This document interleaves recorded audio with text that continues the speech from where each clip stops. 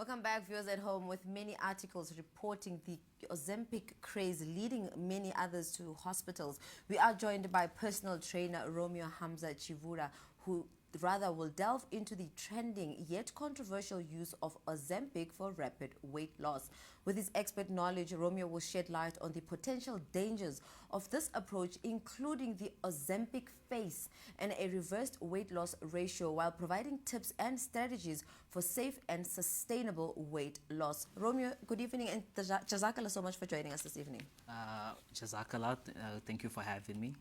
Now, just understanding what Ozempic is, because not everybody knows it, but there are individuals who are actually consuming it who know what it is, but don't probably know the actual insight of the Ozempic. Can you tell us a bit about the Ozempic and why the craze?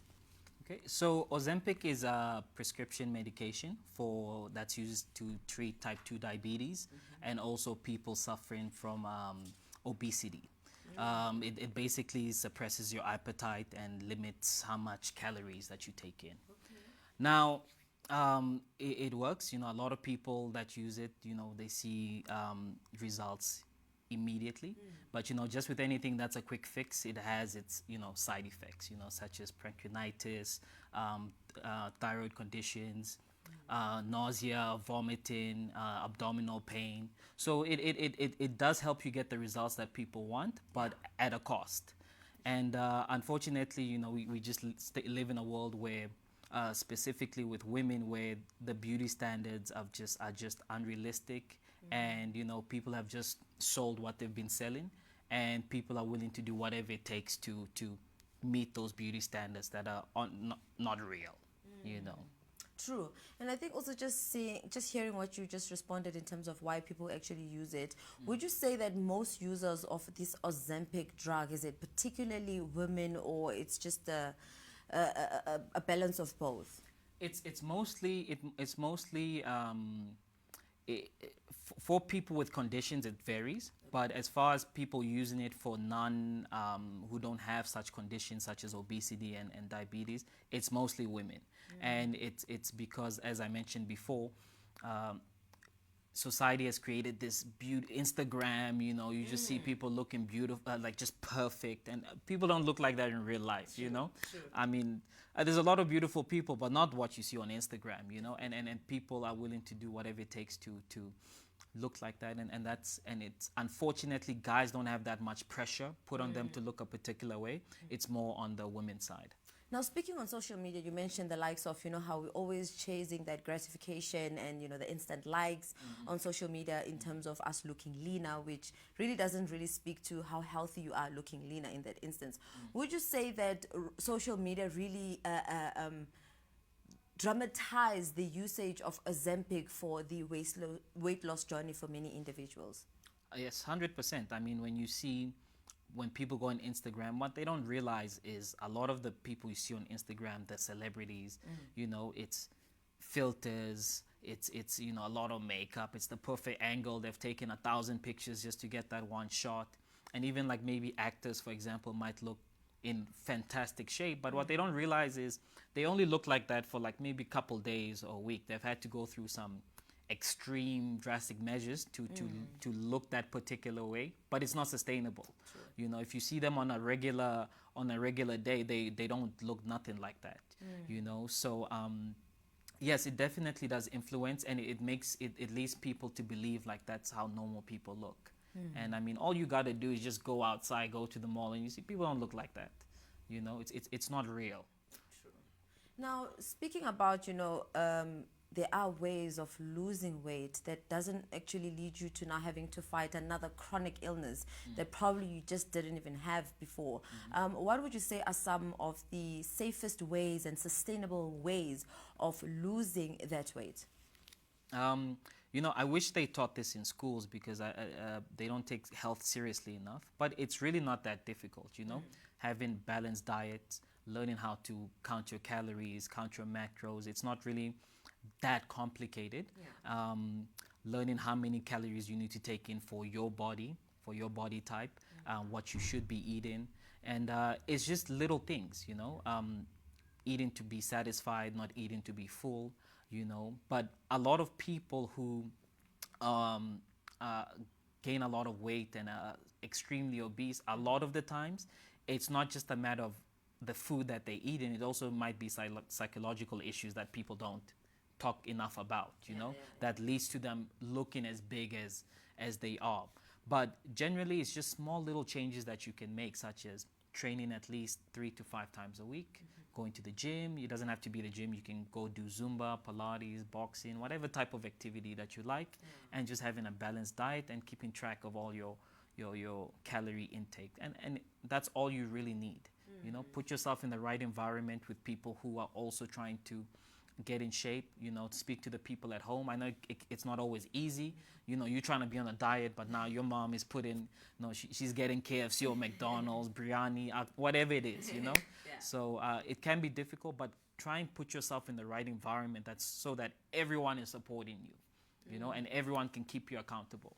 You know, one thing with social media, it can really build a person or break a person. And I think with everyone being an expert on social media through sharing most times their personal journeys, it can sometimes speak quite ill to the other person who's actually consuming that content. Hence, I want to ask from you in terms of what would you say are healthier ways that people can start considering when sharing information, especially regarding weight loss journeys, because we know it's a very vulnerable space, and people who are on that journey are quite vulnerable, and they also want to see that, you know, that ultimate outcome of shedding off that weight. How would you then go about advising individuals in promoting healthier ways of, you know, losing weight and being healthy as an individual? The first thing I would tell them is obviously, you know, contact me. You can find me at Raslo Wellness Center. My number is 074-585-2706. Contact me. Second thing you can do is, once again, like I mentioned, it's like little things. It's not major changes that you need to make. So create a routine. You know, it's difficult. It's easy to fall off track when you just go when you feel like it. You know, when, I feel like training now, let me go. No, set a routine. Are you going to go at 4 p.m.? Are you going to go at 9 a.m. in the morning? Whatever time suits you, stick to it. Set a routine. Get people that can support you in the journey. Get your friend, get your mom, get whoever it is that you feel comfortable enough with. You know, set a routine, get the support system around you. And as far as social media, it's difficult because people want to see what looks cool and sexy, and unfortunately the reality is to live that sustainable life is not that cool. You know, so if there was a way people could make it seem cool to, you know, count your calories every morning and go to the gym every single day, if there was a way to make that seem cool and sexy and beautiful, I feel that's the only way. But unfortunately, as humans, we just designed to go for the pretty looking thing, no matter what it takes. You know, people don't see what it really takes. What even trainers, for example, myself, you know, when people look online, they look at it and they think, oh, that person is so perfect. But you don't know what they're doing to look like that, you know? You don't know what they're doing. And unfortunately, it's not sexy enough to have people doing the boring things consistently. Sure. And I feel that's the only way. To find somebody, maybe it would be me, or I don't know, maybe find someone who can just make it look cool to just do the simple things every single day. Now, for individuals, Romeo, who are, you know, who really found themselves consuming this Ozempic substance, in your view, how do they then transition to, you know, a safer routine and a more healthier program of losing weight and being healthier? Is it a matter of they need to check themselves to rehab, or it's just not buying it and eating healthy? Is it as simple as I'm saying it? So once you're already on it, it's very difficult because, like I mentioned before, you will see the results. Most people see the results. But just like any other drug, it will only work for so long because your body adapts. Ish. You know? And the problem is, by the time you get off of it, you go back to what you were before. So you might lose all that weight and look great, but you still haven't changed your habits. You know? So that's why I always say, get yourself in the right environment.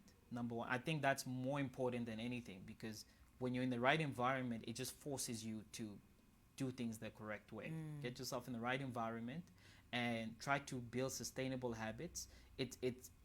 it's easier said than done. I know that, for example. I know that for a fact, even though I'm making it seem like it's such a simple thing. It is difficult, you know, when you have to change how you do your life. And especially when you have a family and you have so many different people involved, it is difficult to step out of that. But try and get yourself in the right environment. Try to build simple little habits such as, you know, educate yourself, learn how to count your calories, learn about your macros, learn about your proteins, your carbs, your fats. You know, there's healthy fats. Very basic information. There's many articles on it. Just learn the basics, and that's all you need. And that's really all that you can really do. Stay active. Try to be in the gym at least 3 to 5 times a week. You know, and once again, find a fun activity that you enjoy. It doesn't have to be pumping weights, but you can go for Zumba, go for Pilates, go for boxing, whatever works for you, you know. And that's the only thing I would say. Just get yourself around the right people, stay active, and educate yourself on these little things. You know, just to close off our conversation, Romeo, we know when it comes to the you know, financial scams, we all say if it's too good to be true, then it is not true. In the health sector, or in the conversation of, you know, being healthy and putting in the work, what mantra would you leave our viewers at home whenever they're looking forward to their journey but they're thinking of an easier way out? I mean, you summed it up right there. If it's too good to be true, it's usually not. So that's the only thing I would leave them with. You know, it's the small boring things, unfortunately, but in the long run, you know, when you have kids, when you get older, you'll be grateful you did those little things. You know. Thank you so much, Romeo, for joining us this evening. Thank you for having me. Viewers at home, that was Romeo Tshivhula sharing in insight in terms of, you know what, if it's too good to be true, then it is just that. Stay away and put in the work. Because, I mean, what point is it for you to be taking the drug and losing the weight, however, having to now be faced with the likes of, you know, other chronic illnesses, be it, you know, diabetes or anything of the kind. So guys, please let us resort to healthier options, as he did give out some tips. Contact him and many other things that you can look into for your weight loss journey. But on that note, that's where we close it off for now. Let's head over to a net break. We'll see you when we come back.